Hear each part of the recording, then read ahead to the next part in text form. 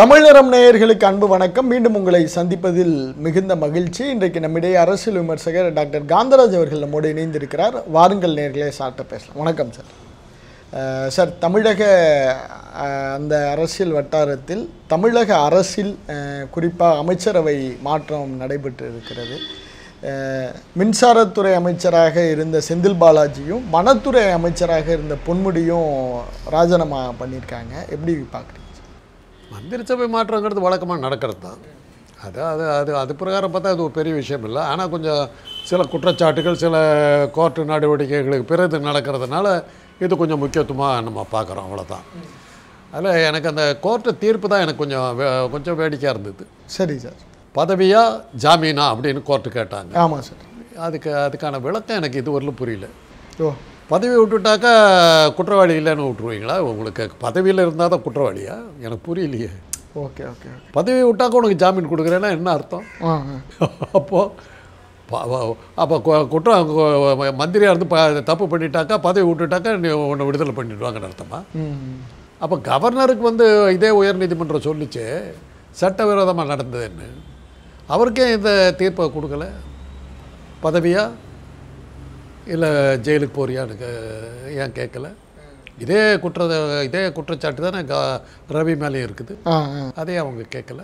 அந்த கேள்வியே எனக்கு வேடிக்கையாக இருக்குது. என்ன குற்றம் வேணாலும் போயிட்டு மந்திரி பதவி விட்டு போயிட்டு உனக்கு ஜாமீன் கொடுக்குறேன்னா அது என்ன நீதி? எனக்கு புரியலையே. இல்லை, மந்திரியாக இருந்தால் அவர் அரசாங்கத்தில் இருக்கிறாரு, சாட்சிகள்லாம் கலைச்சிருவார் அப்படிங்கிற அந்த குற்றச்சாட்டின் அடிப்படையில் நீதிமன்றம் சொல்லுது. அவர் மந்திரியாக இருந்து தான் அந்த சாட்சிகளை அடிக்கணுமா? அவருக்கு இருக்கிற செல்வாக்கை வச்சுக்கிட்டு, அந்த அதிகாரிகளை வச்சுக்கிட்டு அவரால் அதை செய்ய முடியாதா? சாட்சி அடிக்கிறவங்க எப்போ வேணாலும் அடிக்க முடியும். இன்னும் சொல்லப்போனால் மந்திரியாக இருக்கும்போது அடிக்கிறது போது அவர் என்னென்ன செய்கிறாருங்கிறத பார்த்து தெரிஞ்சுக்க முடியும். சரி. இப்போ எதுவுமே இல்லாமல் அவரால் செய்ய முடியும். ஓஹோ. அவரால் நியமிக்கப்பட்ட அதிகாரிகள் தாங்க அங்கே இருக்காங்க. சரி சரி. அப்புறம் என்ன பண்ணுவீங்க? இப்போது ஏற்கனவே நான் ஒரு தடவை ஒரு உதாரணம் சொல்லியிருக்கேன். முதலமைச்சர்கள் வெளிநாட்டுக்கு போனாங்கன்னா காவல்துறையை யாருக்கிட்ட கொடுத்துட்டு போகிறாங்க அப்படிங்கிறத சக மந்திரிகள்லாம் பார்த்துக்கிட்டு இருப்பாங்க. ஓகே. தனக்கு ரொம்ப நம்பிக்கையானவர்கள்ட்ட தான் காவல்துறையை கொடுப்பாங்க அப்படிங்கிறது அந்த காலத்தில் இருந்த ஒரு நம்பிக்கை. Okay okay. அதான் உள்துறையை கொடுக்குறது. Okay okay. அப்போ எம்ஜிஆர் இதுக்கு போகும்போது, ஃபாரின் போகும்போது, எங்கள் அண்ணால் அப்போ மந்திரியாக இருக்காங்க. Okay okay. எல்லாரும் எதிர்பார்க்குறாங்க தனக்கு தான் வரும்னு. அவர் ஆரம் வீரப்பங்கிட்ட கொடுத்துட்டு போகிறார். ஓகே. இந்த செட்டே அப்படியே கொஞ்சம் ஒரு மாதிரி ஆரம்பி அப்போ கொஞ்சம் எம்ஜிஆருடைய நம்பிக்கையிலேருந்து விலகிக்கிட்டு போகிற டைம் அது. Okay okay okay. அவர்கிட்ட கொடுத்துட்டாருன்னும் போது பாவு சண்முகம், எங்கள் அண்ணன் எல்லாம் நாவலர் 3 பேர் உட்காந்து பேசிக்கிட்டு இருக்கும்போது நான் அப்போ அந்த பக்கம் வந்துக்கிட்டு இருந்தேன். நாவலர் தான் கூப்பிட்டாரு. வாயா அப்படின்னாரு. ஏதாவது கிறுக்குத்தனமாக ஏதோ சொல்ல அப்படின்னாரு. என்ன அப்படின்னு இந்த மாதிரி கொடுத்துட்டு, ஆமாங்க அப்போ தான் அவர் என்ன பண்ணுறாருங்கிறது போலீஸை வச்சு பார்க்க முடியும் அப்படின்னு. என்னது அப்படின்னாரு. காவல்துறை மந்திரின்னும் போது போலீஸ்காரர் அடிக்கடி உள்ளே போயிட்டு வரலாங்க அவர் வீட்டுக்கு. இல்லாட்டி போனால் இவருக்குன்னு சிஐடி போடணும், இது போடணும். அது உடனே ஆரம்பி எம்எல்ஏ நம்பிக்கை இல்லை, சிஐடிலாம் போட்டேன்னு கேட்பார். இப்போ அப்படி கேட்க முடியாத. நீங்கள் இப்போ காவல்துறை அமைச்சருங்கிறதுனால நாங்கள்லாம் சுற்றி நிற்கிறோன்னு சொல்லி அவருக்கு கட்டுப்பாடு விதிச்சு விட்டார். ஆரம்பியனுடைய ஒவ்வொரு மூமெண்ட்டும் தெரிய வரும் அப்படின்னு அப்படியே பாவிச்சா சொன்னார். நான் சொல்லலை ராஜாராம், அவன் ஏதோ சொல்லலை. அப்போ தான் எல்லாத்தையும் தெரிஞ்சது. ஒரு உள்துறை அமைச்சர் போலீஸ் துறையை ஒருத்தர்கிட்ட கொடுக்குறாங்கன்னா யார் தாங்க ஊரில் இல்லாத காலம் வருவான்னு சந்தேகம் இருக்குது, அவங்கக்கிட்ட தான் கொடுத்துட்டு போவாங்கங்கிறது அது எம்ஜிஆர் காட்டின வழி அது. அது மாதிரி தான் இப்போது. இதான் நீங்கள் கேட்டீங்க. செந்தில் பாலாஜி இப்போ வெளியே அமிச்ச போது அவருக்கு மந்திரியாக இருக்கிற வரையிலும் அவர் மேலே கட்டுப்பாடுகள் இருந்தது.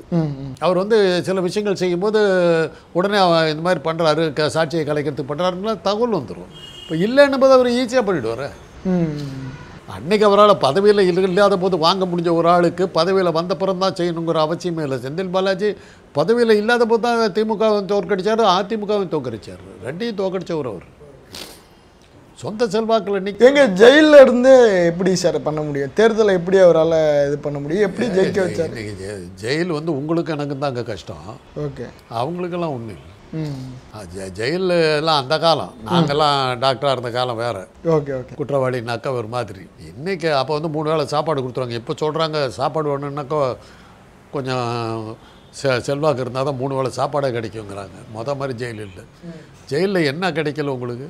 செல்ஃபோன்கள் பறிமுதலுங்கிறான், இது பறிமுதலுங்கிறாங்க, என்னென்னமோ உள்ளே இருக்குதுங்கிறாங்க. செல்வாக்குள்ள மனிதர்களுக்கு ஜெயிலுங்கிறது இன்னொரு வீடு மாதிரி தான். ஓகே, அது இவங்களுக்கெல்லாம் ஜெயில் ஒன்றும் பண்ணாது. சார், இப்போ நீங்கள் இந்த நீதிமன்ற வழக்கை சொன்னதுனால இப்போ இந்த வழக்கிற்கு முன்னால் தமிழக முன்னாள் முதலமைச்சர் ஜெயலலிதா அவர்கள் மீதும் அது மாதிரி சொத்து குவிப்பு வழக்கெல்லாம் போடப்பட்டுச்சு. இப்போ அவர்களும் முதலமைச்சராக தானே தொடர்ந்தாங்க வழக்கு நடக்கக்குள்ள. தீர்ப்பு வழங்கின உடனே அவங்களுக்கு பதவி போயிடுச்சு. இல்லை, முன்னாடி சொல்கிறேன். அது இல்லை, முன்னாடி அந்த வழக்கு நடக்கக்குள்ள இல்லை, பரப்பநகர இதில் டீக்குன்னாவுடைய தீர்ப்பு வழங்கின உடனே இந்த மாதிரி நான் நினச்சிக்கிச்சு. நம்ம தமிழக ஊடகங்கள் அப்படி தானே இது பண்ணாங்க. பெரிய பெரிய ஊடகங்கள்லாம் இந்த தீர்ப்புக்கு பிறகு ஜெயலலிதா வந்து சிறையில் அடைக்கப்படுவாரா என்பதெல்லாம் பார்க்க வேண்டும் அப்படி இப்படிலாம் போட்டாங்க. தமிழன் பிரச்சனை க்ளீனாக சொன்னார். தீர்ப்பு வழங்கப்பட்ட அடுத்த நிமிஷமே குற்றவாளின்னு முடிஞ்சு போச்சு. அவங்க முதலமைச்சரும் கிடையாது, ஒன்றும் கிடையாது, இஸ் கண்டெம்ட், அவ்வளோதான் அப்படின்ட்டார். ஓகே ஓகே, அதுதான் நடந்தது. தீர்ப்பு வழங்கிட்டாவே உங்களுக்கு பதவி போயிடுது. இதில் தான் இது செந்தில் பாலாஜி விஷயத்துலேயே அவங்க தீர்ப்பையே வழங்கலை அவங்க கடைசி வரையில். ஓகே ஓகே, குற்றவாளின்னு இன்றைக்கி ஒன்று செந்தில் பாலாஜிக்கு வழங்கலை, இந்த ஜாமீன் கொடுத்துக்கிட்டே இருக்கிறாங்க. குற்றவாளின்னு சொன்னாக்கா அவருக்கு பதவி ஆட்டோமேட்டிக்காக போயிடுது. ஓகே ஓகே ஓகே, அதனால் அதுக்கு இது பண்ண வேண்டிய அவசியமே இல்லை. ஜாமீன் கொடுக்கறதுக்கு குற்றவாளின்னு சொல்லியாச்சு, பதவி விட்டு விலகாமல் நீ பதவியில் இருந்தீங்கன்னாக்கா உனக்கு ஜாமீன் கொடுக்க மாட்டேன் அப்படின்னு பேசுகிறாங்க. இப்போ செந்தில் பாலாஜி வகித்த 2 துறைகள், ஒன்று மின்சாரம், இன்னொன்று வந்து மதுவிலக்கு ஆயத்துறை. மதுவிலக்கு ஆயத்துறை வந்து உங்களுடைய நெருங்கிய நண்பர் திரு முத்துசாமி அவருக்கு கொடுத்துருக்குறாங்க. இதை வந்து மின்சாரத்துறையை வந்து எஸ் சிவசங்கரன் சொல்லிட்டு அரியலூர் மாவட்டத்தை இதை எப்படி புரிஞ்சுக்கிறேன் சார்? இதுக்கு பின்னாடி ஏன் செந்தில் பாலாஜிக்கு பதிலாக இன்னொரு அமைச்சரை போட்டு அதை பண்ணலாமே, ஏன் இவங்களுக்கு கொடுத்துருக்காங்க சார்? அது புரியல. ஏன் முத்துசாமி கொடுத்தது உங்களுக்கு என்ன கஷ்டம்? இல்லை, ஒரு புது அமைச்சருக்கு. புது அமைச்சர் இல்லைங்க, அவர் அந்த காலத்துலேருந்து இல்லை புது அமைச்சர் கொடுத்துருக்கலாமேன்னு கேட்க. புது அமைச்சர் கொடுத்துருக்காங்க. அது மின்சார இலாக்காங்கிறதெல்லாம் கொஞ்சம் ஒரு மாதிரியான விஷயங்கள். ஓகே, ஏன்னா வந்து இப்போ சம்மர் வந்துருச்சு, இப்போ அடிக்கடி மின்வெட்டு நடக்கும், தொழிற்சாலைகளுக்கு மின்சாரம் கிடைக்காது. அப்போ வந்து ஒரு விஷயம் நடக்கும், தூத்துக்குடிக்கு நிலக்கரி வரவில்லைம்பாங்க. ஆமாம், பீகாரிலிருந்து வர வேண்டிய நிலக்கரி வராதனால உற்பத்தி குறைஞ்சது மின்வெட்டு அப்படின்னு அனௌன்ஸ் பண்ணுவாங்க. அது அப்போ தான் நம்ம கேட்டோம். ஏப்ரல் மாதத்தில் நமக்கு இந்த நிலக்கரியால் உருவாகிற அந்த இது மின்சாரம் நமக்கு தேவை. அந்த நிலக்கரியை நீ ஏன் முதலே நீ வாங்கி வைக்க மாட்டேங்கிறத நம்ம அதிகாரிகள்கிட்ட கேட்ட கேள்வி. சரி, அதில் அதிகாரிகள் அதில் ஒரு சந்தோஷமாக இருந்தாங்க. அந்த சமயத்தில் விலையை ஏற்றி வைக்க வச்சு இவங்க சந்தோஷமாக இருந்தாங்க, மக்களையும் சுந்தரப்படுத்தி அதைத்தான் அவங்க கண்டுபிடிச்சாங்க. ஓகே, அதிகாரிகள் கும்மாளம் அடிக்கிறாங்க. நிலக்கரி ஊழல் வந்ததுக்கப்புறம் இவங்க எல்லாம் மாட்டினானுங்க. ஓகே, அப்புறம் தான் இப்போ வந்து கிளீனாக அந்த டைமில் வாங்கி வச்சிடறாங்க. இப்போ வந்து அந்த பிரச்சனையை இப்போ ஒரு 5-6 வருஷமாக அது வர்றதில்லை பார்த்தீங்களா? ஆமாம், தூத்துக்குடிக்கு நிலக்கரி வராதனால அந்த நிலக்கரி மூலமாக வர வேண்டிய மின்சாரம் வராதனால தடைப்பட்டு அது அனல் மின் நிலையத்திலிருந்து வர வேண்டிய மின்சாரம் வரவில்லைங்கிற அந்த பிரச்சனையை இப்போ வர்றதில்லை. அதனால தான் இப்போ வந்து நீங்கள் எதிர்பார்த்த அளவுக்கு மின்வெட்டு வந்து நமக்கு சம்மரில் இருக்கிறது இல்லை. ஓகே ஓகே, ஆனால் அப்போவும் நான் சொல்கிறேன், சென்னையில் இருக்கிற நாம் வந்து இதாக இருக்கிறோம். நான் ஆவடியில் இருந்தபோது நான் அவஸ்தைப்பட்டேன். ஓகே ஓகே, ஆவடி இதுக்கு ஆவடி அம்பத்தூரும் இண்டஸ்ட்ரியாவுடைய மிகப்பெரிய தொழிற்பேட்டைகள். அங்கே வந்து இன்னும் சொன்னீங்கன்னா ஆவடியில் நடக்கிற மின்சார இலாக்காவை வந்து நீங்கள் யார் என்ன பண்ணுவாங்கன்னு தெரியும். நம்ம மீட்ரு ஒன்று காட்டும், அவங்க கம்ப்யூட்டர் ஒன்று காட்டும், அந்த ஆள் வந்து ஒரு பில்லு கொடுக்குறது ஒன்றா இருக்கும். 3 வகையான பில்லு வரும். நாங்கள் ஊர்லேயே இல்லை, ஆயிரக்கணக்கில் மின்சார பில் கேட்டால் எங்கள் கம்ப்யூட்டரில் அப்படி தான் காட்டுது. ஒன்றும் பண்ண முடியாது, எப்போ வேணாலும் கரண்ட் போகும். ஓகே ஓகே, அந்த மாதிரி அதெல்லாம் சென்னைக்குள்ளார இருக்கிறதெல்லாம் நம்ம இப்படி இருக்கிறோம். ஆஃபீஷியல் எல்லாம் எப்படி இருக்குது தெரியும், கண்டிப்பாக அதெல்லாம் நம்ம பார்க்கணும்.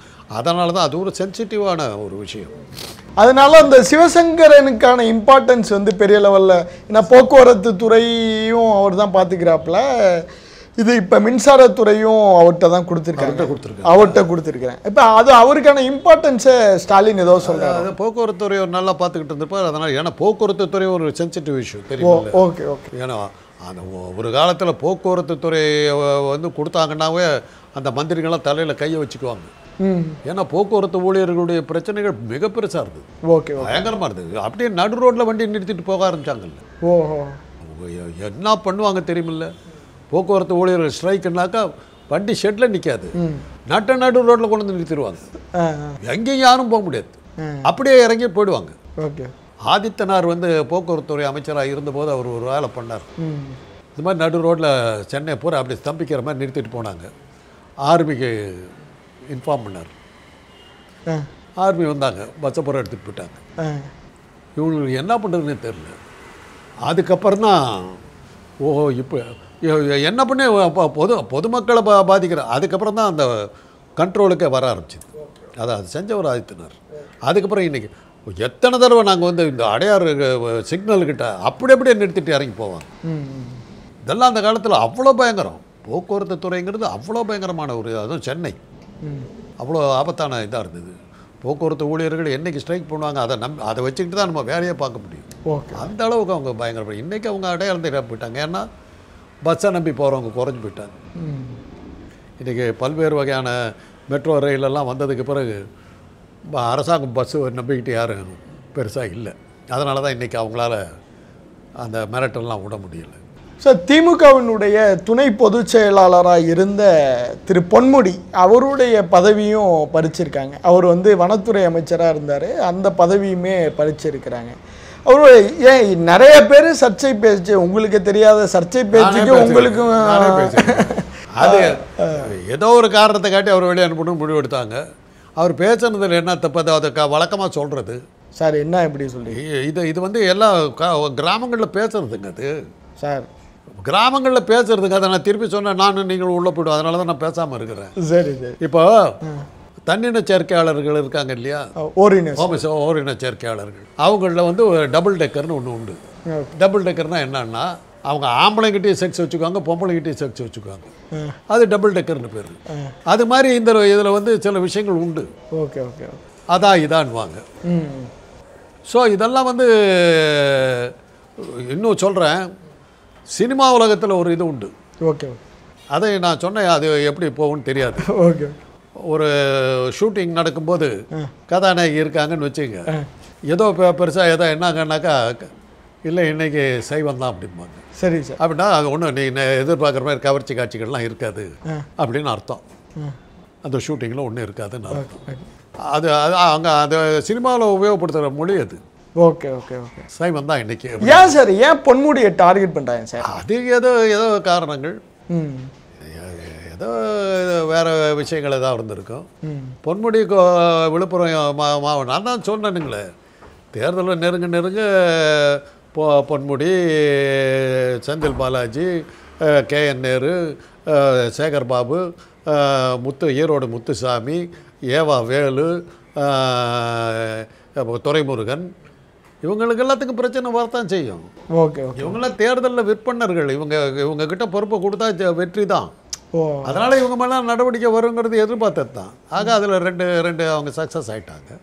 Okay okay. அதில் என்ன சக்ஸஸ் ஆக போகிறாங்க? பொன்முடிக்கு ஃப்ரீ ஆகிட்டாரு, அவரும் ஃப்ரீ ஆகிட்டாரு, இன்னும் வேகமாக வேலை செய்வாங்க. ஓகே, அவ்வளோதான். இல்லை, அவர் அதிருப்தியில் இருக்கிறார் அப்படிலாம் சொல்கிறாங்க. நீங்கள் கிளப்பி விட்டுக்க வேண்டியதான். அவர் ஒன்றும் அதிருப்தியில் இருக்க போகிறதில்ல. அவரை பொறுத்தவரையிலும் இலாக்கா இல்லாத ஒரு பவர்ஃபுல் மேனாக சுற்றிட்டு இருக்க போகிறார். சார் எப்படி சார், கட்சி பதவியும் பிடிங்கிட்டாங்க, அமைச்சரையும் பிடிங்கிட்டாங்கன்னா அவர் எப்படி பவர்ஃபுல்லாக ஒரு மாவட்ட அரசியலே பண்ண முடியாது சார்? இருக்கட்டுங்க, ராகுல் காந்தி எந்த பதவியிலும் இல்லாமல் இருந்தாருங்க. கன்னியாகுமரியிலேருந்து அவர் நடந்து வர்றாரு, ஒரு பதவியிலும் இல்லை. ஜனங்க பாட்டு கூட சேர்ந்துக்கிட்டு வர்றாங்க. காஷ்மீர் இது ஆந்திரா தாண்டும் போது லட்சக்கணக்கான பேர் அவர் பின்னாடி போயிட்டு இருக்காங்க. ஒரு பதவியிலும் இல்லை. காந்தி எந்த பதவியிலும் இருக்கலை. தண்டி யாத்திரை போகிறார், ஜனங்க கூடி அப்படியே போயிட்டே இருக்காங்க. தலைவன் வந்து பவர்ஃபுல்லாக இருந்தானாக்கா இந்த கட்சி பதவி தேவையில்லை.